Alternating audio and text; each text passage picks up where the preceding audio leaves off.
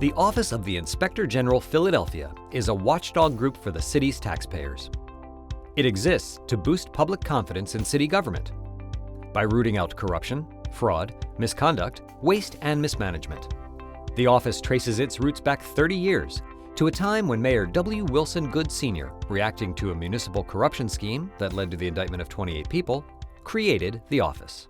The creation of the Office of Inspector General made a lot of sense to me because it would enable us to go beyond what the police did, what the FBI would do, and begin to look at what some folks may refer to as small acts of corruption. But small acts of corruption lead to big acts of corruption. A good Office of Inspector General that has a good reputation, and it strikes a little bit of fear in the hearts of employees who are thinking of screwing around, is absolutely important. From day one, and even when I was a candidate, back to my time even in City Council, I've been focused on the issue of integrity in government. Integrity, transparency, the ability of citizens to trust our city government. Throughout the years, there have just been one thing after another. The roofers scandal with the somebody joked that there should be a blue light on the top of City Hall, like a Kmart blue light special, because the judges could be bought for so little. The Inspector General plays an exceedingly important role in city government by rooting out and investigating allegations of fraud, waste, mismanagement, and abuse, and also by proactively working with offices within city government to strengthen their rules so that abuses don't occur in the first place. Investigating instances where we do find an inequitable relationship helps to send a signal not only to the company who gets caught, but the other companies who are thinking about doing similar kinds of behavior. One of the things that the Inspector General's office has changed in this administration is to put a new emphasis on the use of integrity officers.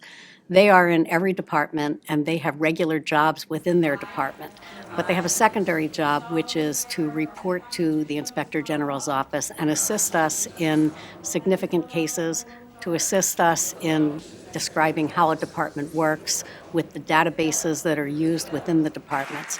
And we rely very, very heavily on them because they are really on the ground. In my view, the role of an integrity officer is to be a role model, a confidant, to be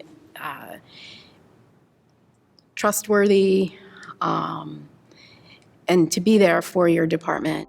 In 2013, operating on a budget of only $1.4 million, the Inspector General's office saved and recovered nearly $11 million for the city's taxpayers. In addition to their financial success, the OIG also secured 12 compliance agreements and debarments against companies violating city rules, removed 28 city employees who weren't following the rules, and released 5 policy recommendation reports detailing systemic weaknesses and ways to decrease misconduct. We've been incredibly successful so far, but the issue is how do we sustain that success?